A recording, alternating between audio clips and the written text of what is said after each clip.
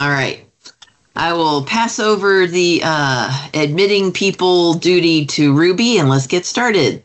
Sorry about that. I had my laptop on all day, but of course, it says, oh, we're going to restart your computer now.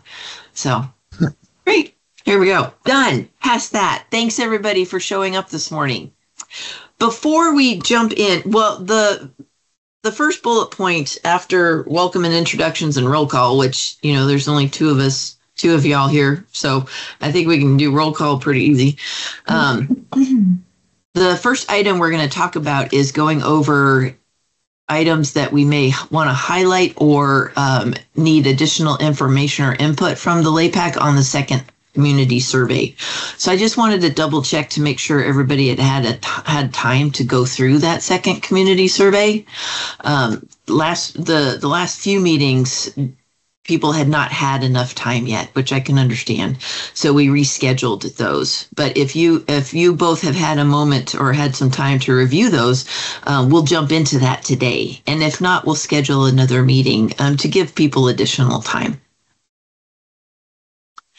How feel you, Ed and Adeline? I personally have not had a chance. Just full disclosure. No, yeah, I appreciate that. Okay. Well, I want you to have that chance because there's some really interesting stuff in the Lower Lake second survey, particularly as has to do with mitigating for wildfire. So I'm glad that Paul showed up today. Paul Duncan is with our GPAC group, but has been really diligent about joining us just to get a feel for what's going on with our LAPACs. So can you send me that survey again? I don't know if yep. Ruby is going to send that out to all LAPAC members again, so that it'll be at the top of your email. Thank you. Also, my pleasure, of course. Also, it is available on the lakecounty2050.org website, should somebody be interested that you run into before our next meeting. Okay. So, with the idea then of rescheduling to a later date, I'm going to take a look at the calendar, but I also wanted to bring up something that came up. Elizabeth Larson from Lake County News last night sent in an email with concerns that the virtual meetings are all during office hours, and a concern that maybe that could be keeping public members from joining us at these LAPAC meetings, which is one of our top priorities. So I was wondering, I was thinking today about maybe doing another doodle poll with any available evening hours that I have on my calendar for the next 3 weeks, and sending that out LAPAC wide to see if there's additional availability for our LAPAC members for evening hours. What do you guys think about that? That's fine. I would be good with that. Yeah. Yes, okay. Me too. Just know that I'm usually available any evening, but next week I'm going to be going down to the Cal LAFCO conference, and I'll be gone all week. That's totally cool. All right. Well, then don't check any of those doodle poll options for next week. No, but Ruby and I will gather everybody's input and start adding to the calendar with some evening virtual events. Might even be in person. I'm not sure. I'm wondering. I know that we do have 2 in-person all LAPAC meetings to talk about community growth boundaries. But I'm thinking that we may need a couple in-person ones that are LAPAC specific. So that means 1 meeting per LAPAC to talk about community growth boundaries and land use designation amendments while looking at our big maps and holding our Sharpies and Post-it notes so that we can do that. I'm thinking that we might need that, but I agree. Yeah. Okay. So I'm going to take a look at my calendar and see what available options I have left to offer the LAPAC in the next 3 weeks. Unfortunately, while I do have core team members offering support on the placework side, the staff personnel supporting LAPAC meetings is me and thank God Ruby. So I am a little limited, but I know that we'll make it work. We only have like the next 3 to 4 weeks, so we'll do the best that we can with the time that we have. I've already told the board that just really don't talk to me for the next 3 to 4 weeks. Don't ask me anything because this is all LAPAC all the time. So we'll get it done. All right. Let's see. We're going to send you that email again. So that has the second survey. It also has the map. You know what? Actually, I'm not going to send you the map. Ruby, take that map out because the maps I found are like 4 megabytes. That may be inhibiting people's ability to get the emails. So we're going to take the maps out. And those maps were something that we discussed in our LAPAC meetings last week, and the core team developed them. They are planning area specific that show the boundaries that were the boundary amendments that were proposed, as well as the existing planning area boundaries. It also has current, sorry, that's my puppy, current general plan land use designations as they are existing, so you can see what is currently existing, so that you'll have that in your mind when we talk about proposed changes. It also has an outline of what the local area plan update is going to look like, a structure, just to sort of help us wrap our heads around about what the final product is going to look like. And an attachment that has LAPAC input. So this is a list derived by the core team of what deliverables, what sort of information we're going to be looking for from our LAPACs as far as recommendations go that will inform then the drafting of the local area plans that we'll be working on mid-November through December.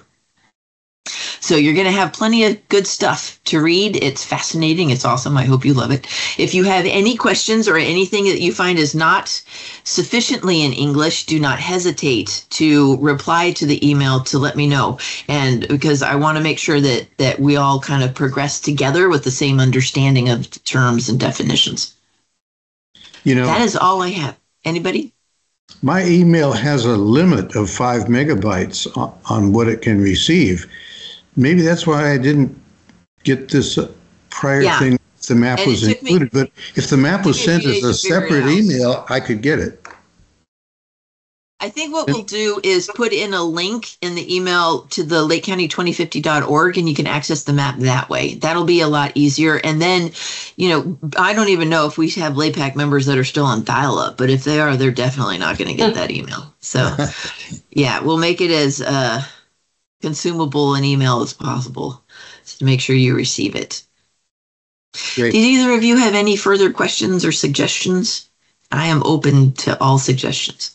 You said something about wildfire risk. Was that something you saw more identified in the Lower Lake area? LPAC results? That's a good question. I'm not sure if it just struck me in the Lower Lake area because they had some good suggestions, or if it's just kind of, if I've been seeing it with all of them and I just kind of woke up to the wildfire question this time. But I am intrigued by some of the write-in responses as well as the commonalities of the priorities as far as it pertains to wildfire. So that's why I'm really glad that you are taking the time to attend our meetings because we want to make sure that as we are developing our draft area plans that we're in lockstep with CAL FIRE and reflect CAL FIRE priorities as well. Sounds or great. have those in consideration. So yeah, Paul, if you want the surveys, the community surveys are all available at the lakecounty2050.org, and the wildfire questions are towards the later part. I think there's like 28 or 30 questions per survey, and wildfire's down like in the late 20s, like 26, 28. I did. I'm looking at the Lower Lake one now, and I'll review all those just to see. I do like the write-ins because it gives you a little bit more flavor than the survey itself does. So, no, I think there's great information in there, and I did see the map also. That did download for me, but that move on the Lower Lake Middletown boundary, I totally support that. So that is an area, and I don't think one of the questions was about moving it, and somebody referenced the school district in Lower Lake and the school district in Middletown. Well, we did. And the fire district did annex a bunch of Jerusalem grade, which may not be represented in this newest process. So that could be another item. Cool. Yeah, I set that answer aside because the planning areas have nothing to do with school districts or their boundaries. But there was an interesting one. Sunrise Shores. You know that spot, Ed, that's down not quite at the gooseneck. Well, someone wrote in the fact that Shoreline or Sunrise Shores is split between Rivieras and Lower Lake. And that's something that I had not realized. So we're going to add that to the list of when we're all looking at our maps in the all LAPAC, because that may be a a planning area boundary change that we want to make that hadn't made our list yet. But I think it's valid. You know, I do too. I think they identify, Sunrise Shores identifies with Lower Lake, not the exactly. Riviera. Yeah, I think so. Yeah, too. when I was working on a hydrant project, I think down there, it just does feel like Lower Lake, and I never hear from them. They're not represented in the Rivieras, so yeah, that's a change that does make sense. That I'm glad somebody took the moment to write it in. So those are the sort of things that we'll be looking at in our all LAPAC meeting.